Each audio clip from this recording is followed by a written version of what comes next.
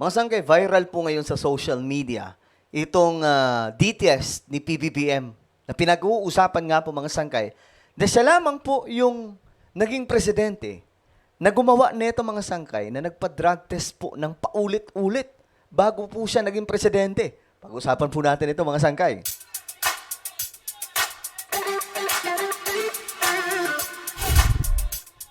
So hello guys, magandang oras po sa inyong lahat. Ako muli ito nagbabalik dito sa ating channel. Kamusta po mga kababayan?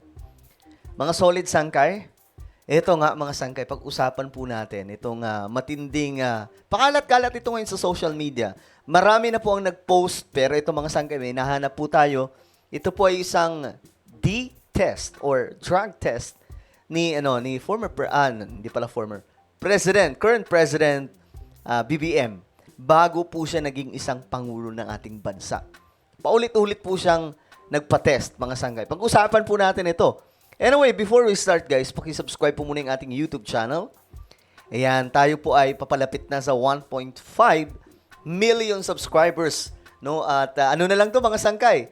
Ilang tulog na lamang po, mararating na po natin ng 1.5 million. Talagang naman, maraming salamat po sa patuloy na tiwala ng taong bayan, ng mga solid sangkay sa atin. So kung ikaw ay hindi pa nakakapag-subscribe at gusto mong mapabilang sa dumaraming mga solid sangkay, napaparating nga po sa 1.5 million subscribers, ang gawin nyo lamang, makikita nyo po yung subscribe button sa baba ng video na to, i-click nyo po yung subscribe, i-click ang bell, at i-click nyo po yung all. At sa mga nanonood naman po sa Facebook, i-follow nyo po yung ating Facebook page. Alright? So, shoutout nga pala sa lahat ng mga solid sangkay na nanonood ngayon. Mag-comment po kayo sa ibaba ng hashtag solid sangkay kasama po ang inyong mga lugar. Ngayon, eto na nga. Ito po ngayon, maraming nagpo-post nito mga sangkay. Sobrang pinag-uusapan, no? At, isa ito sa mga nagpakalat ngayon mga sangkay. Sabi po dito, hanapan nyo naman ng ganito si Tatay Digong ninyo.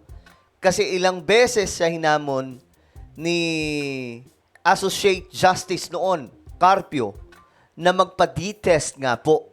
Pero ayaw niya. Para magkaalaman kung sino ang tunay na gumagamit. Kaso nga lang mga sanggay, to be honest, wala pong ganito po si Tatay Digong. Bago nga po siyang tumakbo ng presidente ng Pilipinas, wala pong may nag-undergo ng ganito. Tanging nag-iisang Bongbong Marcos lamang po ang tumakbong presidente na nag-undergo ng ganito mga sangkay. Ayan o. Ito yung mga resulta. Ayan. Ito mga sangkay ha. At that time, alam na po natin, kontrolado pa po ni PRRD ang buong kapulisan. Sa madaling sabi, wala pong kalukuhang mangyayari na kumbaga masasabotahin ni PBBM ang lahat ng ito. Kasi wala po siyang kapangyarihan at that time. Lahat ay kontrolado ni PRRD. At alam po natin na lahat noon ay takot kay PRRD. Ngayon mga sangkay, ito po, makikita nyo po. Ferdinand Marcos Jr. Ayan po mga sangkay. Ito pa, may address, Batac, Ilocos Norte. 64 years old. Male. Ayan. Received by November 23, 2021. Ayan mga sangkay, nakalagay, negative. Hindi pa po ata ito, mga sangkay, yung moment na inaatake po siya ni PRRD. I'm not sure, I'm not sure. Pero ang resulta, mga sangkay, negative. Kasi meron pa pong isa eh. Yun naman yung moment, mga sangkay, na kumakalat na po yung issue, meron daw pong isa, gumagamit daw po. 'Di ba? Isang kandidato. Then, bigla po nagpa-test si PBBM. Kahit tapos na po siya mga sangkay. O yan, negative. Nakalagay po mga sangkay. O ngayon, ano pa yung ibang makikita natin dito? O ayan, BBM, sa test ito, syempre negative. Pagkatapos nung salita ni Pangulo, sabi ko, di lahat tayo magpa-test. Sabi po ni PBBM, lahat, pero wala, siya lang po yung nagpa-test dito eh. Di inunahan ko na. So ako ang nauna. Wala, syempre, negative lahat.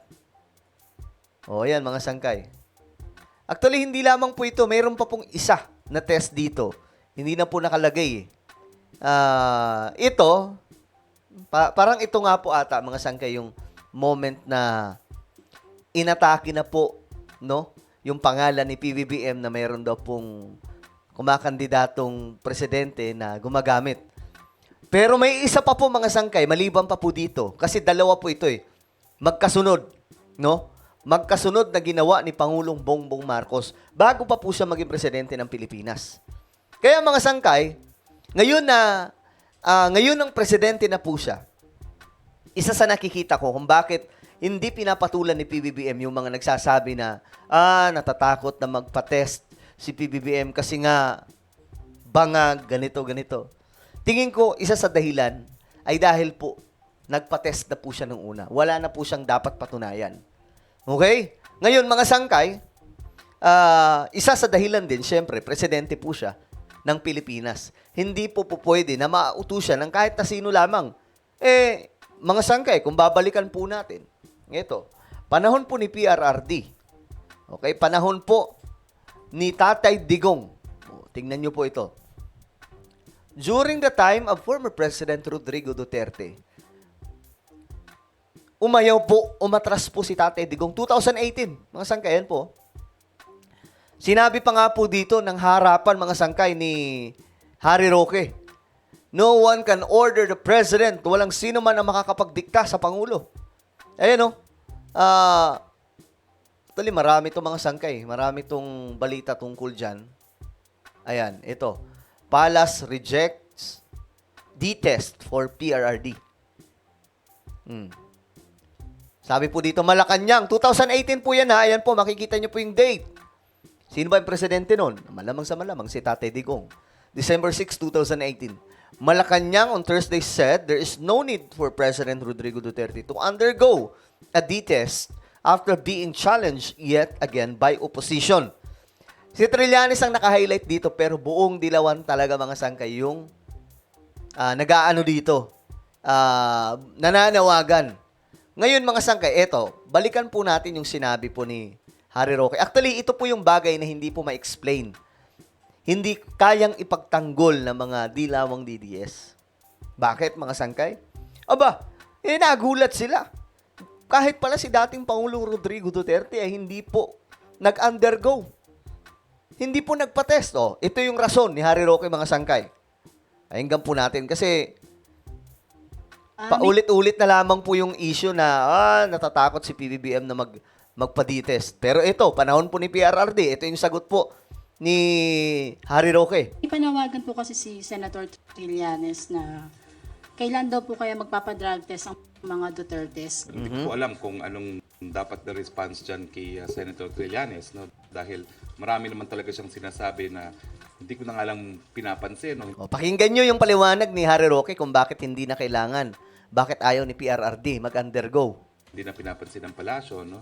Pero ngayon po, hindi ko po alam kung anong sasabihin sa kanya. Other than, ang presidente po ay halal ng bayan. Kung gusto pong magpa-drug test si presidente, gagawin niya. Pero hindi po para utusan siya ng kahit sino. See? Mula po mismo sa bibig ni Harry Roque na ngayon ay nananawagan kay PBBM na magpa-test. Harry Roque, kinain mo rin pala yung sinabi mo, pare ko eh. Diba? Noon ito yung sinabi mo. Mismo yung dating Pangulo, si Pangulong Duterte, hindi po nag-undergo, mga sangkay. Ang malupit dito, ito yung pinakagandahan lamang po, kinagandahan lamang po kay PBBM. Bago po siya naging Pangulo, eto po, mga sangkay. Nagpa-testa po siya. Diba? Sabi dito, buti pa si Pangulong Marcos.